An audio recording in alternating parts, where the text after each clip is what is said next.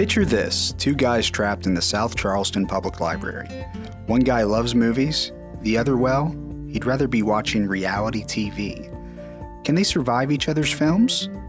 Find out on Real Opposites, a library podcast about movies. Hosted by Josh and Aaron from the South Charleston Public Library.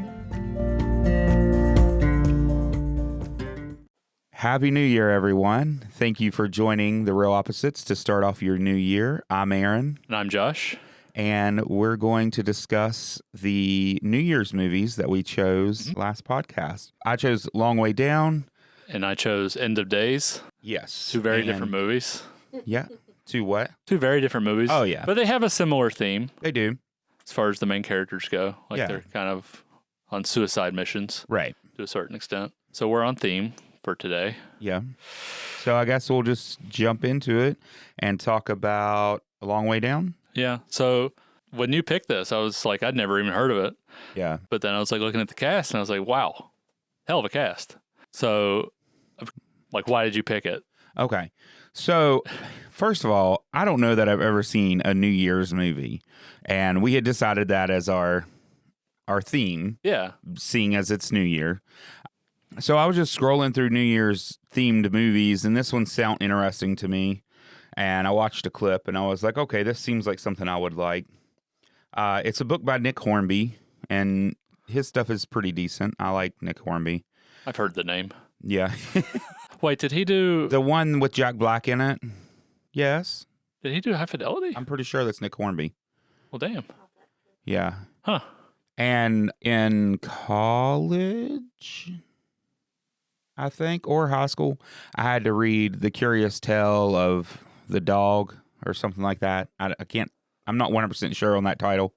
The Dog in the Nighttime. Yeah, it was very good. But anyways, I thought it was cool that it was one of his books. And, you know, it's about these four people that decide on New Year's Eve that they're going to commit suicide. So yeah. I thought it touched on the sadder part of the new year, which is usually where I'm at. So yeah, not the suicide part, just the sadder part. Most of the top. Yeah, I mean, holidays can be rough for people. Right.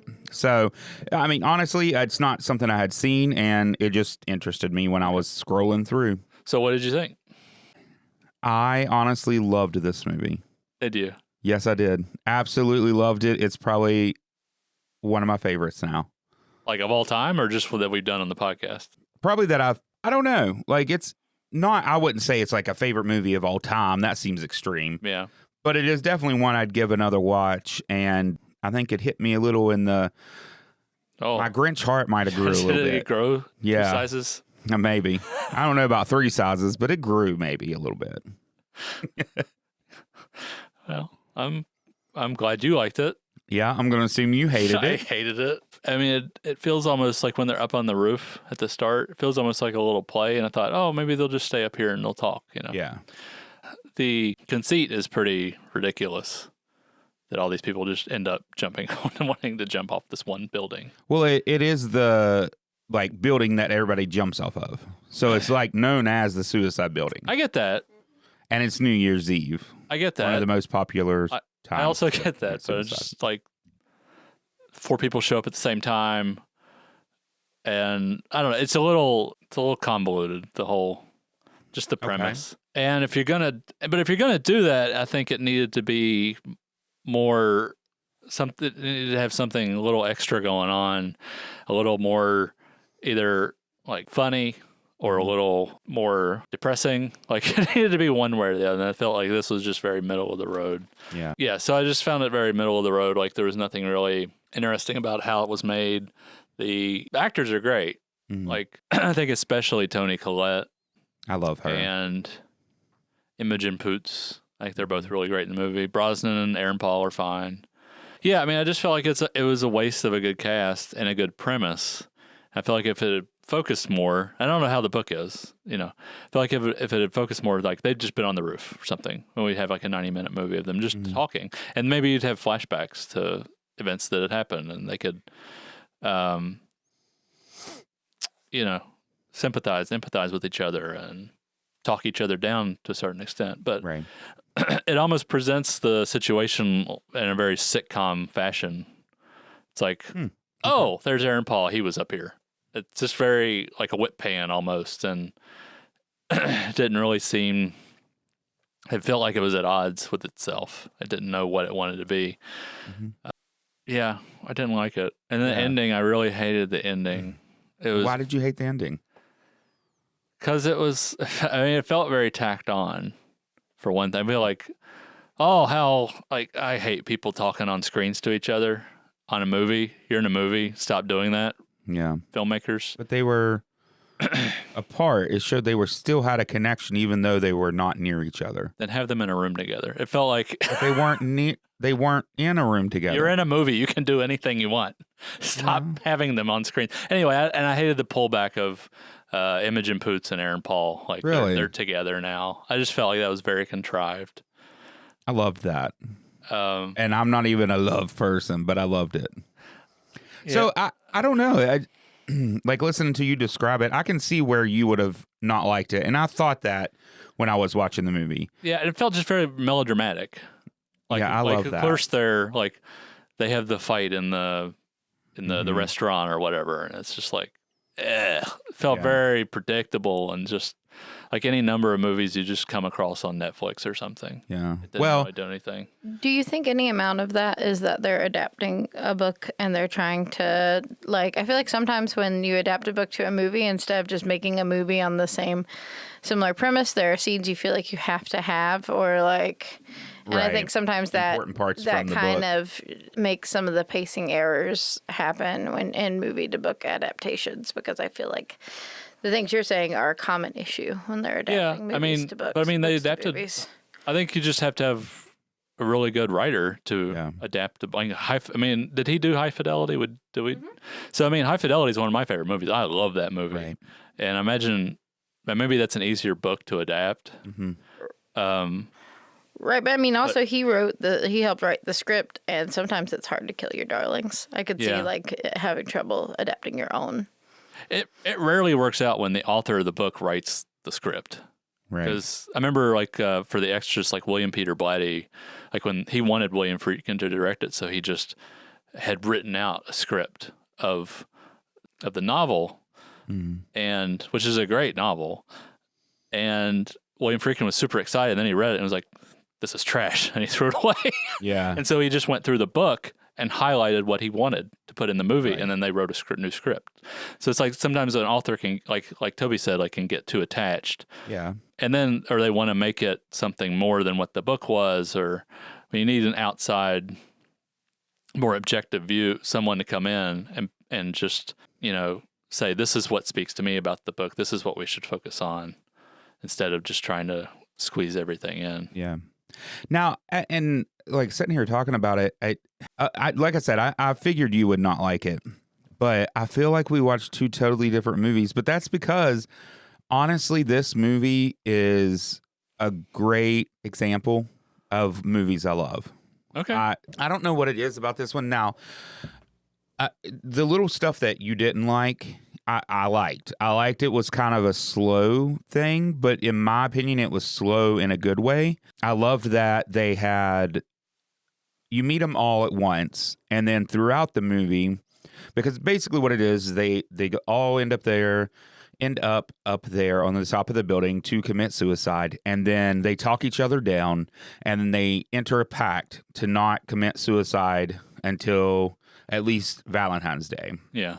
And then they meet up and they make another pact, and it's just they keep meeting in life, and so a little support group. Yeah. So you meet them all at first, but then the story continues through each person's view. But I like the fact that they did it in a way that each character, you learned a little bit about them while you were learning about the rest of the story, and it didn't overlap. So the first part of the story after that was, so you meet Jess, you learn a little bit about her backstory, but in the same, you're learning about that little bit of time afterwards. Yeah. And then the next person is time after that. It's not like what everybody's doing at the same time. Yeah. And I kind of like that.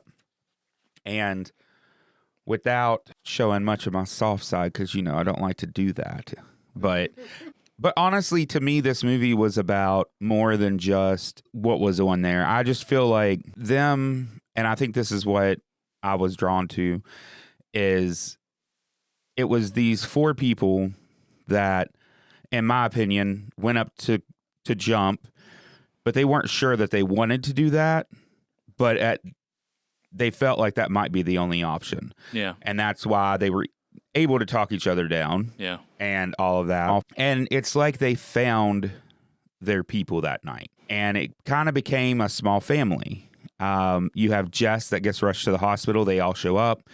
And then they all take that little vacation together. Yeah. Which doesn't, go the Doesn't end best. well. And then Maureen's son has a heart attack, and they all show up for her. It was like, I just think I don't know. I think in life, especially if you feel like an outcast, or, whether it be just because you're weird like me, or, race, sexuality, any of the kind of reasons that people leave people out, you have to create your own family sometimes. Yeah. And finding those people that can understand you and accept you exactly how you are it's just a thing. It's a feeling. And so I felt this through this movie, and it just made me happy for these people. They found their person or their group. Yeah. And throughout the movie, you had Jess and JJ, mainly Jess flirting with JJ. And that's why I loved it at the end, that they were actually in the same room. And I'm not going to lie, I didn't see it coming. But that's because I was just thoroughly enjoying this movie, and I wasn't trying to figure it out. Yeah. Like, I just let it come as it went. Okay. I was surprised that her son lived. I thought he was going to die, and then she was going to have grief, but also feel free and all this. And he probably should have, like in the story, that would have been more dramatic if you're going to be. Yeah, it would have, but I also felt like, I don't know, she had to continue dealing with that heavy part of her life, even though she loved him. Well, I think that would have been more interesting because there's a part of her, because she's a caregiver, she's not allowed to really live her life. Right. And there's that conflict that you love the person, you want to take care of them, but you also need space to live life, go out, have friends, have a social life. So, if he had died, which I thought, okay, this is interesting. If he dies, then this is going to bring up a lot of issues, but it didn't. Right. And I see where it could have been. That would have been a good decision as well. Yeah. I did like it though, because you see that she thinks he's dying, and then he doesn't. So she has to still continue on with life. And in the end part, when they're on the computers talking to each other, she's talking about the glitter on her face, and she says her son really likes it and reacts to it, and that they're having a little party, and you're like, oh, cute, they're having a good little New Year's Eve in. But then you hear a door open, and there's an actual party at Maureen's or wherever she was. Yeah. No. And that was a big change for her. Mm-hmm. She didn't have friends before or anything like that. And you could hear multiple people. So I also think that it was neat in the character development area, which I love. We know that. I don't know. I feel like I could talk about this movie forever. Well, it's not. I'm glad it weirdly gave me all the feels, and I absolutely loved it. I'm glad it spoke to you. Yeah. To me, it just felt like it was missing a dog. Yeah. It just was a Hallmark movie, just missing a dog. Like a dog, a Christmas tree, and maybe a train or something. Yeah. It's like the best Hallmark movie ever made, I guess, with like a really great cast. I'll take that. I don't feel like it took any chances, and also felt. You're dealing with suicide, and I felt it was a little disingenuous, the whole thing. Really? Yeah. I didn't really buy any of them. I don't know. It just didn't. Yeah. I get where you're coming from. That didn't work for me. For me, I think it was one of those things, and that's what I said, is it was people who thought they wanted to commit suicide. Yeah, and they all kind of, to a certain degree, feel like caricatures a little bit. I don't know. They're great actors, and I think the one I was drawn to most was Toni Collette. She's great. As a character and they're all really good in the movie. I think it all ultimately just comes down to the direction. Right. And some choices in the script, whether they're changes from the book or not. That's what I was going to say. And maybe some of this is because of the script and the book. Yeah. The parts that you think. Of course, I don't think there was anything wrong with it. That's fine. I'm with Aaron. I kind of like this one. Yeah. Sometimes I want something soft and simple. Like, Right. and we know I like that. And it is like I don't quite like get the Hallmark angle, and I also think that like there are people like, especially like the Imogen character, her character, she like takes off to run off the roof, but she intentionally runs between the two of them because she wants someone to stop her. Right. I think deep down these are all people who wanted someone to stop them, Yeah. and that's And why they- stopping them worked. They just wanted someone to care about Yeah. them in some level, And and they- they kind of show that. They also touch on that when JJ goes to commit suicide on Valentine's Day, and they say that. They're like, you're up here and we're up here because you knew we'd come find you. You don't want to jump. And so sometimes that's what it is. People just need someone to care, and that's where I said, like, I just felt so good for them for finding their people. Yeah, sometimes Finding your people can be really hard. Yeah, sometimes you're just so desperately lonely Yeah. that it's like that's what you need is someone to just be there. And for them, it was. I think that's a believable like. Loneliness is a really profound form of like desperation, and people do kill themselves just because they don't have someone there for them. And so I think I didn't find it not believable. I mean, they're actors playing roles, so there's some level of like, well, yeah, this is contrived, but like, Right. I don't mind. I can suspend the disbelief and put myself in the and just kind of it's convenient. They were all on the roof at the same time, but like. I felt it was in any story, it's convenient. It has to be convenient Right. at some level. Like I felt liked it was a little too easy for all of them to just open up Yeah. right away. Well, I like, think, to strangers. and I right think away. when you reach a certain point and like a level of loneliness or sadness, sometimes it is actually very easy to open up if you find somebody that seems like they care. Sometimes you open up too much, but so for me it's believable. I know what they're feeling. I get it, and it is sometimes easy to spill it if you think, and especially with them, they're in the same situation. So they know they were all up there to jump. When you find that, somebody that obviously is going to understand, sometimes you spill too much, or you do spill easily. Yeah, I just inherently didn't buy it. Yeah. There, like I get it. just the way it's presented. Right. I don't think too much is the word. I think that in America we have a tendency, especially for men, but also for women, to like bottle so much of who we are and not be able to be open because we're told that being honest with people is a burden, or like sharing the way that you feel about things is a burden on other people, or that like if you show the harder to love or uglier parts of yourself, that no one will accept it. And I think that that's just a cultural lie that we've been told. I agree with that, but it also is something that It's hard to some people do feel it's a burden. So you do have, it's not as easy, you have to know who you're talking to. But a little plug, if you need someone to talk to, there's always like help out there. So find that.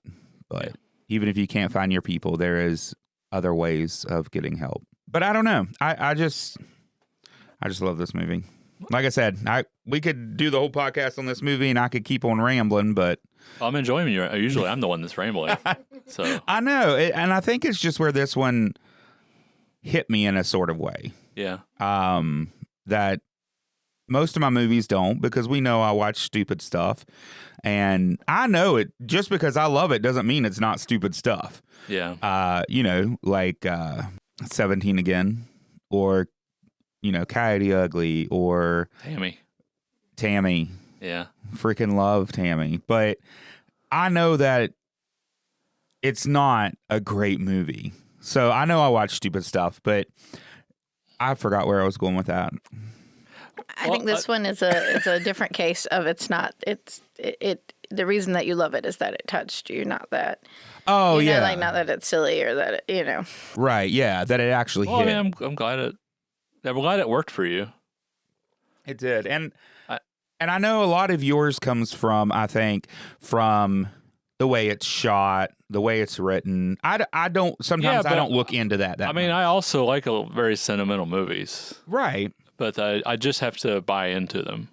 Right. And that's what I'm saying. It sounds like some of that is due to the way they wrote the script and the way they used certain shots that made it seem not believable. And I know, like, to like compare a little bit about another. I mean, it's only focused on one character, but like getting into that, like depression, suicidal thoughts is Mulholland Drive. Oof. That whole movie is about inside, like deteriorating, and to the point where you're like, that feels like there's a truth there. I don't feel any truth in this one. See, and this is why we're the real opposites. That one made me feel nothing, but I wanted to not watch that movie anymore. Like, all of the depression stuff did not hit me in that one. But that's why there's all the different kinds of movies, because there's different kinds of people, and movies speak to... Yeah, and I mean, this one's just, it's very straightforward. Right. And it's very telling you what it is. Yes. That's cool. I think it probably works better as a book, or maybe even a stage play. Yeah. And I could see a great stage play, and I get where you're going with if they were all up there the whole time. That could be a beautiful thing, too. 100%. I think I'm going to listen to the book. Okay. I'm interested to see how because it shapes up. I'd like to see what the difference is, if any, and see if maybe that's part of it. Because, I mean, and a lot of times when they make a movie, they feel like they need to make it bigger. Right. And make it expand the story. And right. When really, I mean, the reason the book works is because it's focused and concentrated versus... Yeah, I'm currently listening to one. As soon as I finish that, I'm probably going to listen to that, because if there's audiobook out there, because I'm pretty interested. I think sometimes something that you don't necessarily expect to touch you sometimes just does, though, like, too. And that can make you, like, really have strong... Like, if a moment just really speaks to you, then even if you were skeptical of the piece at first, then it could just really, like, grab you. Yeah. I made my parents watch the first 2 episodes of the Yu Hakusho live action this Christmas, because I made my mom watch the first one, then she asked to watch the second one because she got excited about it. Anyway, and there's one scene where a character's mother is dying and they're willing to, like, give their life to save their mom. I look over and my dad is not an emotional man. He's a cowboy. Like, he just doesn't tear up. He doesn't say, but it was Christmas time and, like, his mom died, and so, like, almost 15 years ago, no, longer than that now, 25 years ago now.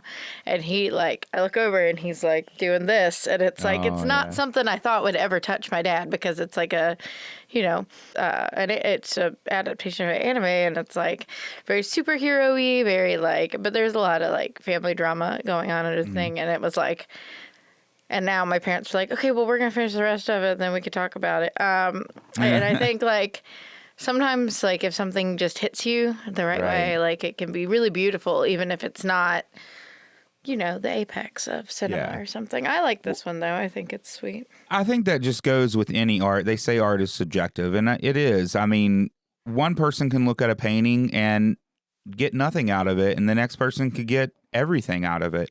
I think it's the same with movies, and I think it depends on what matters to you with movies.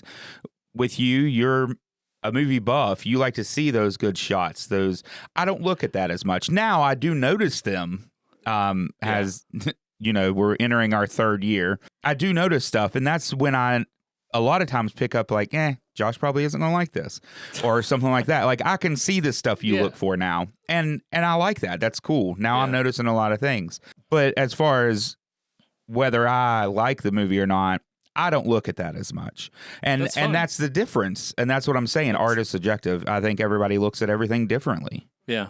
No, I agree. I mean, that's why this works. It's because we're coming at it from different perspectives. Yeah. Sometimes knowing how it's made can make it hard to appreciate something that's not as well made, that still has a lot of heart behind it. I think, maybe. You know what I mean? Like, there definitely, for me, like, where I did theater for many years, so bad acting will take me out of something real fast. Well, I think that's the same with just about any artist. I mean, a painter can look at a painting and be like, oh, that was actually a mistake, but they just passed it off like it wasn't. Things like that. And I think it does take you out of it a little bit. But that's why art is art, and there's something out there for everybody. Yeah, I agree. Okay, so I loved the movie. Josh did not. Nope. Toby liked it, right? Was that the odd man outlook? Out here? Yeah. Well, usually it's me. Yeah, so this is I a usually nice have a different opinion than you starting do. off the new year on a different foot. That's right. I guess that wraps it up for the long way down. Yeah.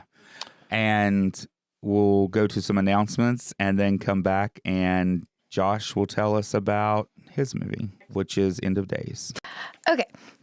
So, welcome back from the announcements. Sorry, Aaron, I'm jumping in here. You sure are. As we're getting into the end of days and we have ended the year, what is your favorite movie that you watched this holiday season? Oh. Holiday season? Yeah, it could be specifically a holiday movie or it could be anything that you've watched since, like, let's say, October. New or like ones we've already seen? Either or. I'll do both. Oof. You go first. Well, You got to pull out your movie list. hold on. Let me get my letterboxed out for a second. Make sure everything I watched here recently. We all know I don't have a memory. I'm trying to remember anything I've seen. So, So the best movie, of course, is Die Hard. mhm. I got to see it in theaters. Oh, yeah. As far as that's movies true. I've already seen. I watched that with my parents this weekend. Worst movie I've seen Is wasn't. something Aaron's picked. No, Oh. it was Saltburn. Oh, yeah. I've been meaning to watch that. Effing awful. Hated it. Best. So does it have to be a holiday movie? No, but Okay. Is Saltburn a holiday movie? No, I'm just. Oh, okay. Movie. Well, I don't know. No. I haven't. no, it's not Okay. a holiday movie. I don't think Christmas is in it. Okay. Saltburn's definitely the worst. Best is Die Hard. Best like holiday movie that I watched for the first time was the George C. Scott Christmas Carol. Oh. Okay. Also watched Jingle All the Way and Elf and Home Alone and All the good ones. yeah, the Christmas Carol. The George C. Scott was like 84, I think. Mm-hmm. It was really good. Like for a TV movie, it was really well made. Yeah. And George C. Scott like never pulls a punch. Like he's giving it his all Yeah. the time. Yeah, so I guess those would be mine. What was yours, Toby? Oh, I guess we'll wait on Aaron then. Okay. For new holiday movies, I guess it's not new, but new to me. It came out in 2018. I watched Feast of the Seven Fishes like twice this year. It's got Skylar Gisondo, Madison Eastman, Addison Timlin, Joe Pantoliano. It's Joey Pants. Yeah, it is very like predictable, but it's got a lot of heart to it. It's based around an Italian family in like 1983, and it's super sweet. And Down to Earth has a lot of warmth in it. I think Aaron would like it. I don't know that Josh would like it, but you probably would. I think there's a little bit there. Okay. In the way it's made, that's nice. Never heard of it. Man, I didn't even think to look when we were talking about my movie to this time around. There wasn't really much on There the wasn't trivia. much, but I thought it was cool that Johnny Depp bought the movie rights before the book's initial release. Yeah.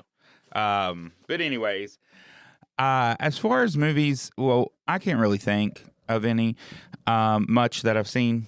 I'm trying to like rack my brain, but honestly, and it might just be because they stick out because they've been recent, but I think one of my favorites that I've watched recently is actually The Long Way Down, or A Long Way Down. I really, really like that. As a movie I haven't seen. For holidays, I watched all my normal stuff, Christmas Story, well, I didn't watch all my normal stuff, but a lot of it that, of course, I love. But I think as far as the holiday season, or even as a holiday movie, my favorite would probably be Die Hard. I really enjoyed Die Hard, and Auditory fist bump. yeah, and I don't remember how I felt when we recorded. Did I talk about liking it then? Yeah, I mean, you were like, I think at the beginning of the podcast, you were like, I think I like this. And then by the end of the podcast, you're like, yeah, I like this. It is one of those. The more, because, which I've told you off podcast, but weirdly, since I've watched Die Hard, I've seen so many references to Die Hard. Oh, yeah, you get it. Or like shows that I've watched talked about Die Hard or mentioned it. Grand Theft Auto has got Die Hard stuff in it. Yeah, they do. I saw that. It's just like Die Hard's been everywhere since I watched it, and I think the more that I've thought about Die Hard, because of all these, I realized I really enjoyed that movie. Yeah, I mean, that's really what this whole podcast is about, is just your education and pop culture references. Right. Because, I mean, you've seen The Godfather now, so now you get so many movie references. Right, exactly. And I think... you've seen some Kubrick. Like, you get stuff now. I do. And that's what I say. Like, I've learned a lot through the 2 years. Now going to be going on 3. Yeah. But, yeah, Die Hard, I think I kind of want to maybe watch Die Hard 2. I don't know if the rest are worth watching. The first 3. Okay. Die Hard 2 is very much the same movie. Yeah. Is it better just to rewatch the original? No, I mean, I think they're worth watching. Okay. I think you'll like the second one. The body count is absurd. Like, there's 248 people. That I die like in a that body movie. count. And it's a fun movie. And the first one is the best. Then I like the third one with him and Sam Jackson. And it's very different. Like, instead of like a building or an I like airport, Sam Jackson too.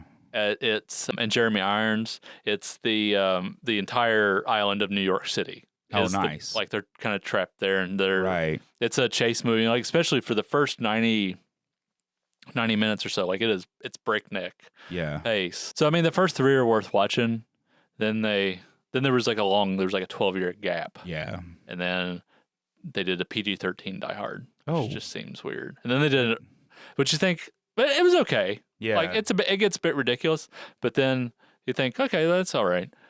But then they make a R-rated Die Hard, and you're like, yeah. They make a 5th one, and that is one of the worst movies I've ever seen. Oh. Abysmal.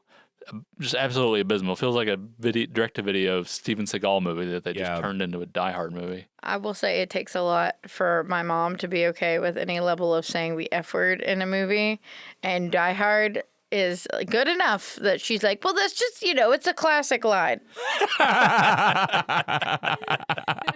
That's awesome. See, I'm worried that if I go into the other Die Hards, they're going to be too much action for me. Because I'm not huge on action, but... Well, the second one's is just like bigger. It's everything in the first movie, just bigger. The third movie is just like a chase. Yeah. Like, it's kind of like Speed. Like, I they're like just, Speed, they're though. mostly just like racing around New York trying to defuse bombs. Right. And, like, Jeremy Irons is kind of leading them along. And I really like the third one. The first and the third one are really close for me. I just have very fond memories, like, of going to see Die Hard with a Vengeance. Yeah. In 95. My dad took the day off work in the summer. He did that for a few years in a row. Like, we did Die Hard with a Vengeance. I think we did Speed, Die Hard with a Vengeance, The Rock, and then Con Air, like, for a few years in a row. Okay, yeah. And so it was a really special day, and it was just really awesome to see that in the theater. It was a great movie. Well, I'll definitely check them out. Yeah, I think you should check them out. I think you'd like them. I mean, the second one, there's just so many kills. I think you'd enjoy it. And there's a lot of variety of kills. Well, when I randomly watch them, we'll just bring it up on whatever podcast we're talking about. Okay, that works. That works for me. Because who knows when I'm going to watch them. That works for me. But I guess we should probably get into your movie. Yeah, I guess End of Days. I mean, honestly, talking about Die Hard is more interesting than End of Days. Yeah. It was just a matter of, like, I need a New Year's movie. Yeah. And they're slim pickings. And the other one was, like, Terror Train. But we've done so many horror movies. Then I was like, let me pick one that's still a horror movie, I guess, but not a slasher. Right. I feel like you'll probably end up liking Terror Train. But yeah, so I picked End of Days.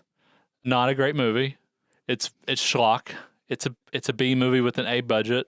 I'm not going to pretend it's a great movie at all. It's not maybe not even a good movie.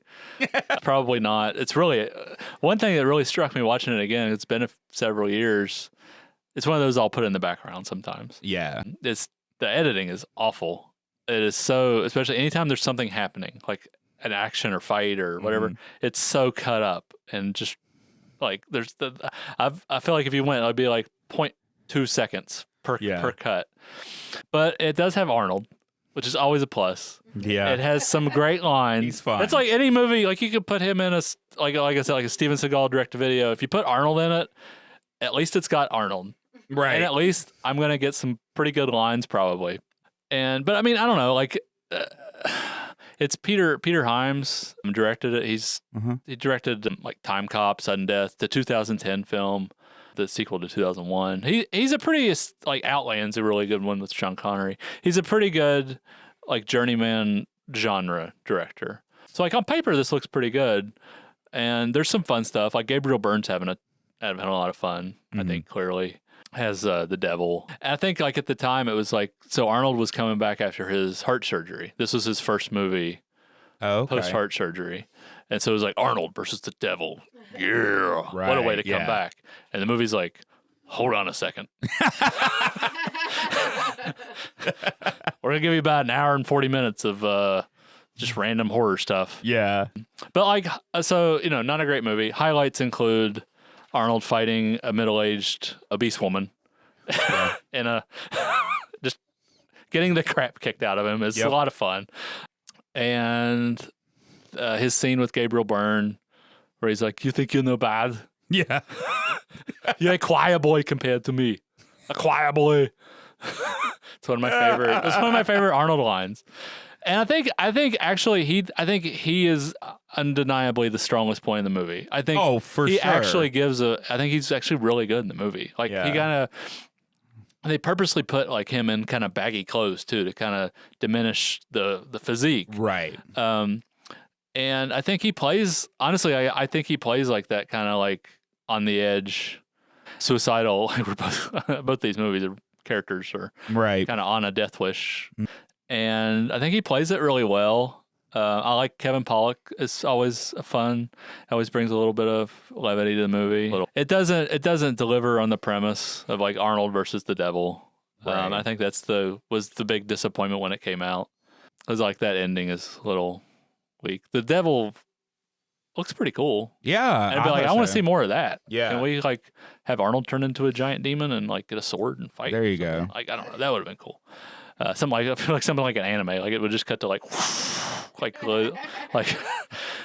Arnold shape shifting. Yeah, but yeah, I mean it's all right. Like it's just schlock, and it's an Arnold movie. Like, that's why you picked it. Pretty much. Yeah. There was like it's not a slim pickings. So yeah, I went with this one because I haven't seen it in a few years, and I'm always just to watch the one scene with him and Gabriel Byrne. Like, right. I don't know. So I love that scene. The back of the movie say on this one, because like IMDb synopsis is not very good. Also, you keep forgetting to do that. So I know. This is me subtly reminding you to read the back of the movies, Josh. Well, it's like really the old ones. The old ones are the best ones. Like Black Christmas. Yeah, so like newer ones. So this is End of Days from the back of the DVD cover. All hell breaks loose when Arnold Schwarzenegger battles the ultimate evil in this chilling, supernatural action thriller.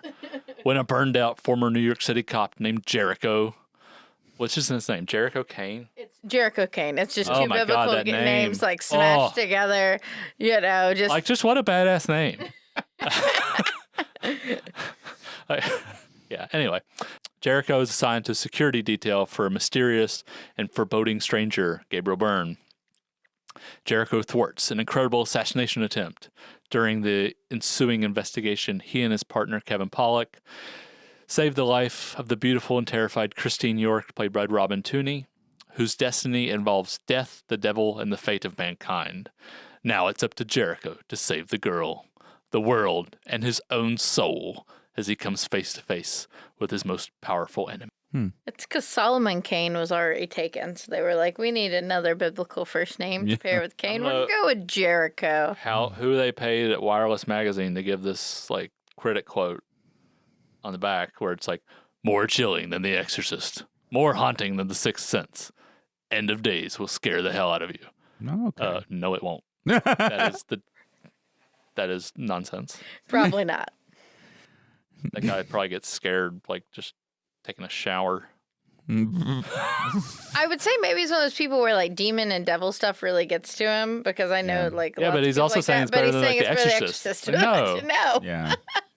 No, I mean it's like if this was made in the 80s, it would have been like a canon movie. Like it's just schlock. Yeah. It's just it's dumb but fun. Well, I'm glad to hear your opinion before I spoke mine because that's how I felt about it. And I was like, oh my God, I forgot whether you like actually really liked it or not. And I was like, he's going to want me to like this one so much. And I mean, there are fun parts. I don't know why, but anytime you have Arnold in something, there's something about him and his acting that just I find so funny. Oh yeah, like, I mean, even when it's serious, I just love him. It's funny. The one thing I did notice while watching again, there's more in this than I think any other Arnold movie. There's a lot of that because he's getting the shit kicked out of him the whole time. Yeah, and he's just like yeah. It's just him falling down the stairs for the whole movie. The whole movie. Yeah. I don't know why, but in the beginning when he's suicidal. Yeah. And then I still haven't tried that shake he makes, like the pizza. Anyway, and then there's a scene right near that where he's looking at something and he's like tearing up. I think he's like fake crying. I don't know, but I laughed so hard. I was like, Arnold crying is hilarious. I couldn't get it. I couldn't be sad. I guess like he's like looking at a picture of his wife it was and kid, like that, and he's like got a gun. And he's doing the whole Martin Riggs from Lethal Weapon kind of deal. Yeah, well, it was funny. I enjoyed it. Well, I mean, that's like I don't know. It is what it is. I will give this movie credit in some of the supernatural stuff. Yeah, some of it was kind of creepy. I mean. Well, you always know it's coming because you got the yeah, you know when something's happening. Like I was like, God, man, they really replay this a lot. Yeah, there was a South Park episode that came out not long after the movie, and it was like a horror episode with like a demon or something, and they used that same that's hilarious track like anytime anything happened. It's hilarious. So that's all I think of when I hear the music in South Park. That's funny. But yeah, I mean, there's some fun stuff. Like I also liked his acting. Like you said, he's what makes this fun. Yeah. He's definitely the best part of the movie. But when the devil is taking over him one point, and like it's just his face and he's like, oh yeah. And then like you see some demon stuff, but I don't know. He's like yeah. It's really great. And some of his facial that he was making it. Peter Hyams is going to Arnold like, okay, Arnold, we need about 16 more and about 14 more and turn your head while you're doing it. Yeah, we'll put in some CG crap on your face. It'll be good. So that was one of my favorite parts. I forgot that you told me Robin Tooney from The Craft was in it. Yeah. And so I was watching it and I was like, man, that girl looks familiar. Oh my God. And then I finally realized who it was and I was like, oh my God, yay. So I was excited to see her. Yeah. And I thought she played her part pretty well. Yeah. Just being like a timid, scared little person. Yeah. I mean, it wasn't a huge acting gig, but I thought she did all right. I'm not sure what CCH Pounder was doing with her life at this time, that she was in this and Demon Knight, which are both like well, Demon Knight's awesome, but Demon Knight really knows what it is. Yes. Yeah, but I like that she's in, like, she's a really great actress. I like that she's in this, but I think this is a big payday. Like, this is a pretty big budget movie when it came out. Because Arnold was still getting $20 million a movie. Oh, wow. I always love her when she pops up. I didn't even know her name, and I can't think of what else she's in. But I know every time I've seen her in a movie, I'm like, yeah. Man, she like always plays like doctors. I feel like, and okay, nurses and and all that jazz. Is she? Huh? She's a nurse. Is she? Okay. Yeah. I don't remember. But yeah, I do like her when she pops up. And they even get Rod Steiger back, who played. I feel like I don't know if this is like the same priest from. He's the priest, like in the underground church thing, where they have like all the possessed people in the basement. Because he was in the original Amityville, and he pretty much playing the same priest. I like to think that's the same priest that's just now a different story. Yeah, pretty much. That's cool. Yeah, I mean, it's dumb, it's goofy, but but I thought it was fun in a way. It still is like looks. It's still a pretty good looking movie. Like Peter Hyams notoriously does not like. He's his own director of photography on all of his films. So there's no cinematographer. It's just him. And he does not like lights. He likes natural light. Yeah. So like I don't know if you've ever seen The Relic. Came out a couple years before this with Penelope Ann Miller and Tom Sizemore. It's about like a monster in a museum. Mm-hmm. It's a fun movie. But a lot of the complaints were like it's you can't see anything because it's so dark. But he just likes, that's just how he shoots things. But I think the movie looks, I mean, it definitely is like the money's on the screen for the most part. Like, it's a good looking movie. It's just over edited. And, but I don't know. And Gabriel Byrne's great. I like them a lot. Yeah. I like it when he comes back in after like he switched, like the devil's possessed this random dude. Yeah. And he just comes out and he's like, gropes his buddy's wife and kisses her, and then then the, like the ultimate action movie thing where he's walking out and the building explodes behind him. It's like boss. Yeah. Which I saw he played good and evil in the same year. He played Satan in this film and a Catholic priest in Stigmata. Oh God, he Stigmata. wasn't Stigmata. No, whatever. Oh, he had a rough year. Yeah. That movie sucked. But I will say I thought this movie it almost had too much action sometimes for me. Yeah, and it's not good action. Yeah, it's way, and like it took me out. You of can't it. tell what the hell's going on. And like we said, man, Arnold was the best part of this movie. And the role of Jericho Kane was originally written for Tom Cruise. Like, this movie would have been even worse. No, I can't. Not at that point in his career. Yeah. I just don't think he would have brought what Arnold brings. To No, at I least mean, make it Arnold's like Arnold. a Like, good, bad movie. yeah, I mean, this is definitely more like he's not like one-liners everywhere. Right. In this, but I think he plays it pretty well.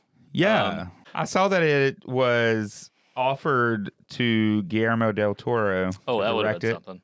Yeah. I That thought probably that would have been decent. That could have been. He probably read the script and was like, I don't know about that. He's got I feel like it would have had some style then at least. Yeah. Has Arnold ever done a Guillermo del Toro movie? No, but I would want to see that. I know. That's what I was thinking. Like, I think that could be good. He could have been the fish in the shape of water. That would have been awesome. I've never seen that. Hello, how are you? Are you pretty? Let Abe Sapien keep his parts. He's so good, and he only gets parts like that. Oh yeah. What's his name? His last name's Jones. The guy that plays Abe Sapien and the fish guy in Shape of Water. Who is the actor? Doug Jones. Doug Jones. Doug Jones doesn't get a lot of parts, and he's so good at playing monsters, man. Probably because he has the most normal name in the world. Doug Jones. Doug Jones. I know, but you got to pick. You got to pick a good name if that's your name. I think the problem is that he is a little bit odd looking, and so he doesn't get cast. Well, nowadays in a lot of movies don't things. cast anybody like that. Yeah, and so he Which ends we've up talked playing a about monster. before. It's lame. Don't cast anybody like what? Sorry, I was. That's reading. not like a model. Oh yeah, no. It's Like we've talked about. She said he's a little odd looking, and that's. Yeah, I mean, that's Doug Jones. Yeah. Hey, I know him from something. I mean, he's also like been just with his face, Yeah. like in things. Did he has. Did he do Buffy? You know him because he is the zombie in Hocus Pocus. Oh, that's what he's in. Is Yep. he? Oh wow. Oh. That's what he's in. Are you sure he didn't do Buffy I'm as well? not sure that he didn't do Buffy as well, but he is 100% the zombie in Hocus Pocus. Let's see I'm what gonna else he's Google done. it. What was his name? Doug Jones. He's done a couple Star Treks. He plays an alien in a lot of stuff. Yeah, he's always playing monsters and. Well, he just has a great physicality for it too. Like he's a very he's physical actor, tall, and I thin. really pulls it off. Yes, he played one of the gentlemen on Buffy. That's what I thought. He played one of those, which is like one of the creepiest bad guys on Buffy. It was for their episode Hush, where there was no talking. Oh, I know about that episode. Yeah. I haven't watched it, but It's a decent episode. I'm just now realizing that Gabriel Byrne and Kevin Pollak were also in Usual Suspects, Oh yeah. which is a really good movie if you've never seen it. Of course, I've never seen it. Yeah, it's a good movie. Yeah, it has a decent cast. It just Yeah, I mean it's like it is what it is. I'm not. Yeah, I mean, It's fun trash. that's what I was going to say. Like, some of the too much action took me out of it because, like I said, I'm not a huge action fan, but there was a lot that made me laugh, and I don't know. Arnold is. I've grown to know because I hadn't seen a lot of Arnold stuff before the podcast. Probably just Jingle All the Way. Yes, and I love him in that. But you've still only seen, what did we do, Conan? Yeah, Conan. And We've this. done Terminator. Oh, we did Terminator, that's right. And this, I think. Yes, I feel like there was one more, but maybe not. I don't think we haven't done Predator yet. Okay, That one's going to happen, though. but we haven't done Commando either. Oh, yeah. I do enjoy him. I don't know. There's something about Arnold that is just it's just makes like me giggle a lot. He's just got presence. Like Yeah, you just he watch does. him on the screen. I think I've like, seen Kindergarten Cop when I was like really young. Oh, that's great. I would probably kill several people for an Old Man Conan movie. Oh yeah, I mean Arnold. they were teasing that for like 20 years, where he was going to come back like play King Conan, Yeah. like his like old grizzled. I'm What only battle-worn- okay with that if Courtney Cox What? Oh, plays the villain this the time. same Tulsa Doom hair, Yeah. the Scream 3 hair. Yeah, 100%. I mean, if that's what it takes to get it made, sure. Or she could be like his secretary or something. I don't know. His secretary. Yeah. That I don't know. Like Conan's Gail known Weathers for like writing and Conan. documents and like faxing things to his generals and stuff. I mean, whatever secretary type role would be back then. Concubine or something. I don't maybe? know. I'm just saying, if it was like Gail Weathers in Conan with Scream 3 hair, that'd be fun. Playing Balin, Codan's long-term Yeah. lover, she's a pirate. Oh. But anyway, I don't think that movie's ever No gonna secretary. happen, sadly. And if it does, I don't think Courtney Cox is going to be in it. I mean, I don't think so. I mean, I think even Arnold's too. I'm glad that he's largely, I feel like, kind of retired. Yeah. I was just going to ask, what was the last thing Arnold was in? He was in some flick with Jackie Chan, I think, that I didn't see. And it's like, I heard it was really awful, and it looked really bad too. It sounds like And I was like, I'd rather just let them exist in my mind Yeah. as, Conan and Jackie Chan from good movies. Yeah, that to me sounds like we're both retired and we're bored. I don't know. I mean, he did like some cameos in the Expendables movies. Oh, okay. He did this really good one. Oh my God, what was it called? I forget, but it was like his daughter turns into a zombie. Oh. It was really good. No, I keep wanting to call it Aftermath. That's the wrong movie. That sounds interesting. Yeah, it had Abigail Breslin. Oh, okay. I like her. His daughter. Okay. So it's not too old. No, this is like probably like 2011. Yeah. Maggie. Oh, 2015, actually. It's called Maggie. Oh, okay. It's a pretty good little, I mean, it's very somber, Yeah. but it's a pretty good little movie. I like that. Huh. That does sound interesting. Yeah, I mean, he did The Last Stand, which was pretty fun, which is definitely like a throwback to his So what? older movie. Sorry. Go ahead. What year do you think was his last like feature film? I mean, Terminator, Dark Fate. That was like the last real movie. When was that? 20. Is that 18, 19? 19. Okay. It's just been a few years he's done. Yeah, I mean, smaller then the stuff. pandemic hit and everything. But I mean, Yeah. I think I like where he's at in his career. Like, I read his book; it was really good. Oh. I listened to it too because I mean, Arnold's reading. The Oh book. my gosh, he reads his He book. reads his book. I'm gonna have to. It's yeah. fantastic. You should really listen to it. When did his book come out? In October, I think. Oh, it's new. Yeah, it just came out a couple months ago. Oh, sweet. I'll have to check that It's out. a lot of fun. He did the Arnold the Netflix series, kind of like a documentary series about his life. Jeez, I've missed out on Arnold, man. Yeah, it was really. It's been a an Arnold book and a Netflix series. Like, It's been an Arnold. sign me up.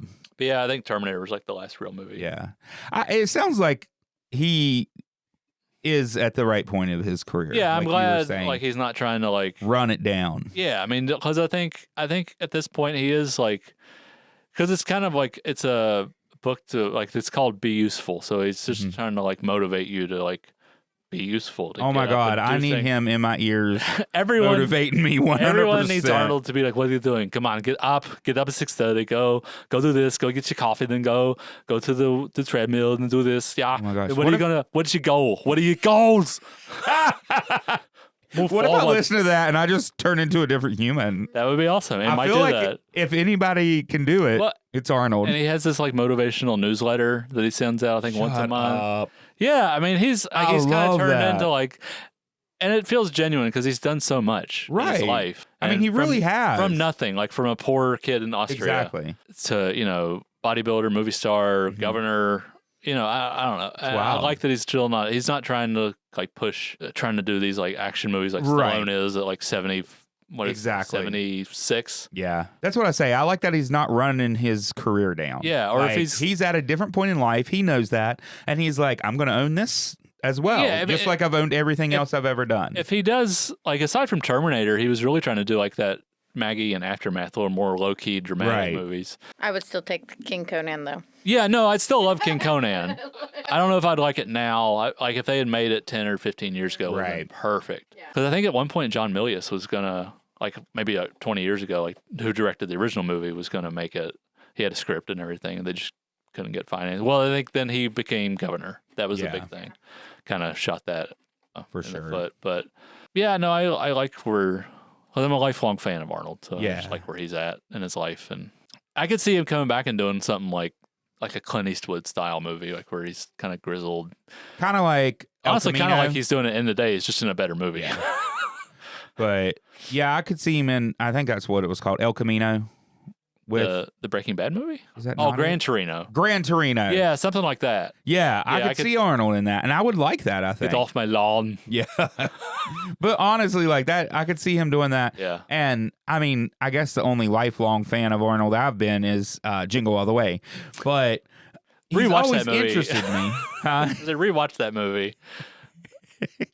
It's dumb. It but is. It's still pretty fun. And the kids liked it. So. Yeah, it's fun. And I mean, the best part of that movie is Arnold. Like, oh yeah, 100%. It's and Sinbad. I hate funny. what it says about like the commercialism of Christmas, and like it's really awful. But it kind of message does for kids.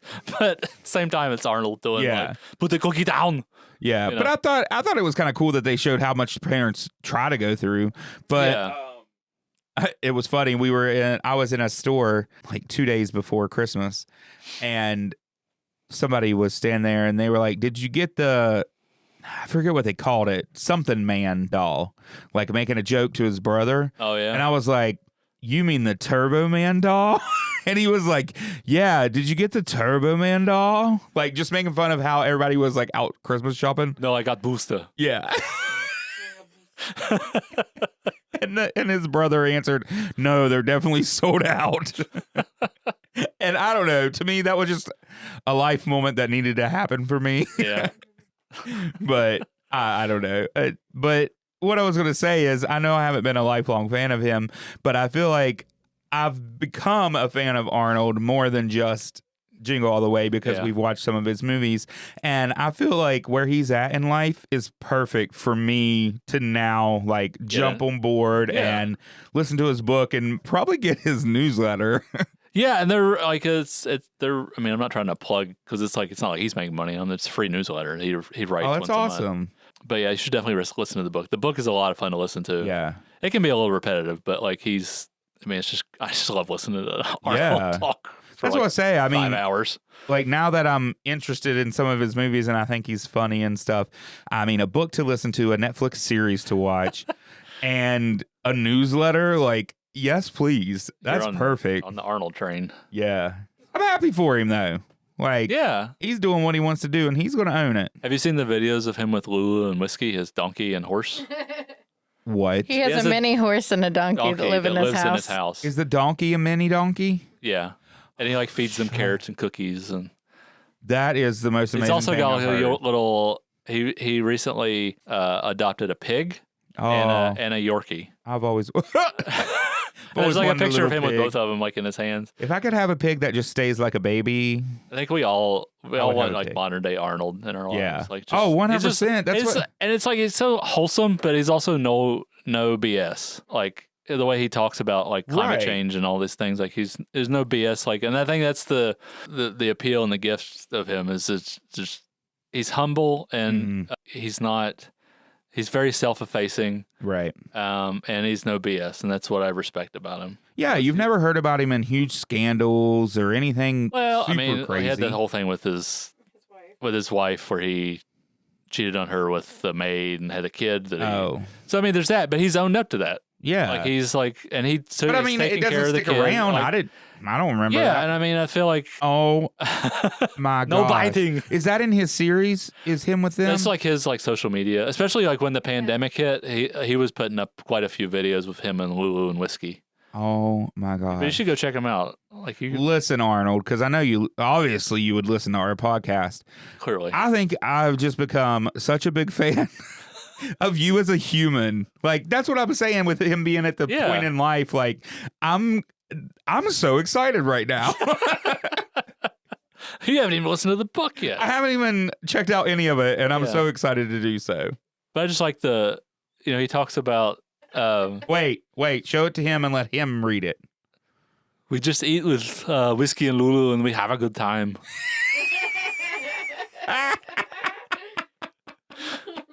But I also like that, he talks about his failures is a big thing about the book. Is like, don't be afraid to fail. You screw up, just own up to it and move on. Right. That's awesome. I don't know. He's awesome. I like that we were talking about a movie for 2 minutes, and then it just turned into love for Arnold. Well, I mean, to be fair, like there's not a lot to talk about. Like other than Arnold. Other than Arnold, yeah. I mean, it's not a great movie, but I mean, here's the thing about the movie. I didn't hate it. No, I figured at least fun part. At least it's like a possession horror movie, so I figured like, well, at least it's up his alley. Yeah, and I thought some of that stuff was done well. Yeah, some of it looked cool. I like where they. But Arnold takes the cake for sure. Yeah, I like where they crucify him. Yeah, I was going to mention that earlier. That's pretty cool. Or when the guy's like crucified to the wall or the ceiling. I mean. Oh yeah. No, I like that part. Like, yeah, that in the hospital. Yeah. So it had some fun parts, and it definitely wasn't a movie. I liked it better than Mulholland Drive. There you go. In the days, Mulholland Drive. All right. Well, I guess that might kind of wrap up. I think that wraps us up for our New Year's episode. Our discussion on Arnold. Yeah. And the movie. Yeah. But yeah, for the New Year's episode. Once again, thanks for tuning in with us for New Year's. We hope to provide you some entertainment for the next year, our third year. Yeah. And I guess next time we are going to do some movies from a service that the library offers. It's a free service as long as you have our card. It's called Kanopy. You probably know a little bit more about Kanopy. Yeah, it's spelled Kanopy. It's a great streaming service. You get 30 tickets a month. Usually most movies are like 2 tickets. So you end up with about 15 movies that you can rent. There's new movies that just came out within the last few months. There's classics, there's foreign films, documentaries.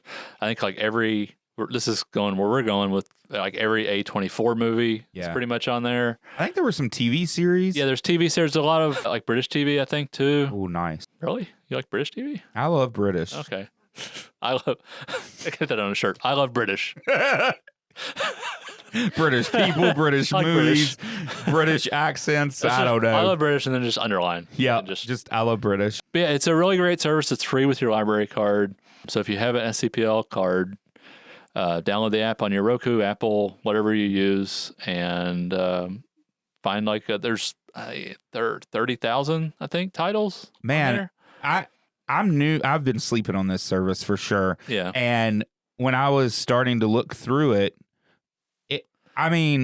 It breaks it. Like, I would click on one category and it's like, here's some more categories under that category. And you'd be like, more. And it'd be like, here's even more categories under that category that's under that category. I mean, it breaks it down. There is so much stuff on there. It's a rabbit hole. Like, honestly, just trying to find a movie felt overwhelming because there was so much stuff that I would want to watch. Yeah, that's part of my problem with streaming services. It can be overwhelming just going through the titles. Yeah. But there is a lot of great, if that's one of the things I think they do a good job on Kanopy. There's a lot of stuff, if you can't find it, because Netflix rotates out stuff, Amazon rotates out, Hulu, all these. Right. And they typically don't showcase a lot of foreign or classic films. And Kanopy really does a good job with that, and documentaries as well. Yeah. So I highly recommend you check that out and find some undiscovered gem that you didn't even know existed. Yeah, that's and with the overwhelming, I kind of felt overwhelmed with this one because I feel like I was overwhelmed because there was so much good. Sometimes with the streaming service, I feel overwhelmed, but it's because I feel like I have to click through a million things. You got to wade through a bunch like, of crap to get to something good. Yeah, I'm like, that seems interesting, but not in the mood. And when I looked through Kanopy, I was like, oh my God, I want to watch like 10 things right now. Yeah. And that's not just like a weird plug. That's really how I felt. And I mean, about I think a lot of from what I understand, we did like a webinar with them a while back, is it's not algorithm based. Oh, okay. Like it's curated by people. Yeah. And that's what you see is what. Yeah. And I think like they get a really good selection from across genres of new movies they're bringing on, or new to them. And they have good categories. Yeah, and they have a lot of great like I said, they break it down in a lot of subgenres and stuff. And like, if you like this director, this is what we have here, and then And if you are into documentaries, like historical documentaries or something, they have an inexhaustible amount. Yeah, yeah, that's one thing I was most excited about, because I love documentaries. I think I watched the Ken Burns Vietnam one on there. They have several of his among many. Oh, that's others. good. We have a lot of people that come in and ask for Ken Burns. I'll have to point them to a Kanopy. Yeah, I also don't know if they have any more, but they used to have the great courses. They do. Yeah. So those are great too. Yeah, it's a great service. Yeah. Please use it. So that's where we're going to pick our movies from. Yep. And I think accidentally we both leaned into the A24. Yeah. Which I haven't seen tons of, but so far I think I've liked pretty much everything A24. Yeah, I've seen really quite a few of them. And they're generally pretty reliable. At least you're going to get something a little bit offbeat and that you wouldn't see elsewhere. And if you don't know, they're kind of they've mostly been around the last 10, 12 years, I think. And they typically they started off kind of working in horror and genre films, but they're very unique and they're very filmmaker driven. They're not, they take kind of a hands-off approach, give you this money, so leave the filmmakers alone generally to make their movie. Right. So some of their biggest hits would have been like Hereditary, The Witch, which I'm wearing a shirt of today, glow in the dark shirt. And probably oh my gosh, favorite, I love that glows in the dark. Probably my favorite horror movie of all time. Yeah, it's a great movie. Amazing. The Witch. The Witch. I don't know if that one's on Kanopy, but Is that's not the one with what's that one? Oh, that's Wicker or Witcher. Wicker Man? Yeah, No, never mind. That's what I was thinking of. No, The Witch is Anya Taylor-Joy, and it's advertised the tagline was a New England folk tale. Oh, okay. It feels like you just went to New England It's a amazing. 200 years ago. It's awesome. It's a great movie. It is. And that's an A24? Yeah. It's A24, yeah. Okay. That was one of their first that and Hereditary both came out the same year, and those were kind of their first really big Oh, that's the movies one that I got a didn't lot of- like from A24.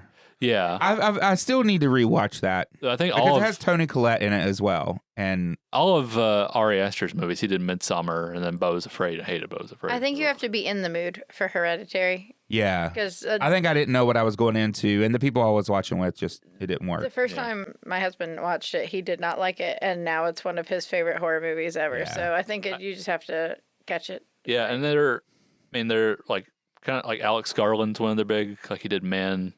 And he's got this movie Civil War coming out next year that looks really great. They did Lady Bird. So they're like, I loved Lady Bird. yeah, I loved Lady Bird too. I think they're generally pretty reliable. Like you're going to get something different at least. But we're going to both pick. We just wound up kind of going with A24 flicks. So what are you going to pick for me? The movie I'm picking, it's actually a movie that I've wanted to see, and that's why I chose it. I didn't know it was A24 until I saw it on Kanopy. It's called The Florida Project. It was a 2017. It's labeled as a documentary drama. Mm-hmm. Basically, it's following this 6-year-old and her two best friends. And it's like she has a struggling mom. And then there's a kind-hearted motel manager kind of trying to help protect the kids from the reality that surrounds them. From what I've seen, it kind of has like a documentary feel. And it's just kind of following along the 6-year-old that lives in this project area. Okay. Yeah, this is one of those I always meant to see. Yeah, it just slipped through. That was me. It looked like something that would be right up my alley. So I'm excited. Of course, I haven't seen it yet. Kind of running out of movies I have seen that Josh hasn't seen. So I'm starting to pick some that I haven't seen that I've wanted to see, which is cool for me too. That makes me watch them. So yeah, I'm hoping I like this one. You get like a fresh perspective. Right. So I kind of went back and forth on what I was going to pick. But I think I've decided we had like a lot of suicide in this one. Yeah, we did. So I'm going to go with Uncut Gems with Adam Sandler. Okay. It's I didn't end up seeing it in theaters when it came out. It came out in 2019. But I remember hearing about this one. Okay. yeah, it was the one where like everyone agreed that Adam Sandler was amazing, and that he was like, if I don't get nominated for an Oscar, I'm gonna make Jack and Jill 2. Yeah. I feel like his Netflix output has generally been Jack and Jill too. living up to that threat. Yeah. I haven't watched many of them other than Who Beats Halloween, and I love that movie. But I also enjoyed Jack and Jill. But it's it's Uncut Gems is just starts like a shotgun, and it's just off. And the whole movie is just like nerve wracking and Okay. anxiety inducing, and Great. but it's one of those movies I can just kind of watch anytime. Yeah. Like it's because it's so like in the moment. Okay. Yeah, I really liked it a lot. So I remember, and I think you'll dig it. I was to say, I remember this coming out, and honestly, I'm actually a fan of Adam Sandler. I like a lot of his stuff, even his stupid stuff. Like I said, I enjoy. There's parts of Jack and Jill that are completely stupid and I don't like, but I don't know. Some of it I really enjoy. So Okay. I'm excited, but I like his. I think this is a serious role for him. Yeah, no, this isn't a goofy comedy. And I like some of his serious stuff. I also like Spanglish. No, that's a really good movie. I like Spanglish. So I a love lot. Spanglish. I like when he does something a little different. Yeah, I like his stupid Billy Madisons and things like that as well. You know, I still, because that's when I was like a teenager, like Happy Gilmore and Waterboy and Wedding Singer. Like I still have Great a soft movies. spot for those. But yeah, no, I like him in like Punch Drunk Love, Spanglish, this. I still didn't see that one where he's the basketball coach that came out on Netflix. That looked okay. Yeah, I forgot about that one. Yeah, no, I think this is definitely an A24 flick. Like it's I liked it a lot, so I'm looking forward to seeing. Yeah, what you think I'm about excited to see this one. It was one that I wanted to see, just like Florida Project, and never did. And it honestly, a lot of the movies we've talked about recently that I'm like, I wanted to see that have been A24 movies. So they're reliable. Yeah, definitely. All right. All right. Well, that's our picks for next time. So, tune in with us more in the new year. Yeah. And, we'll discuss those films. But until then, I'm Aaron. I'm Josh. And this has been The Real Opposites.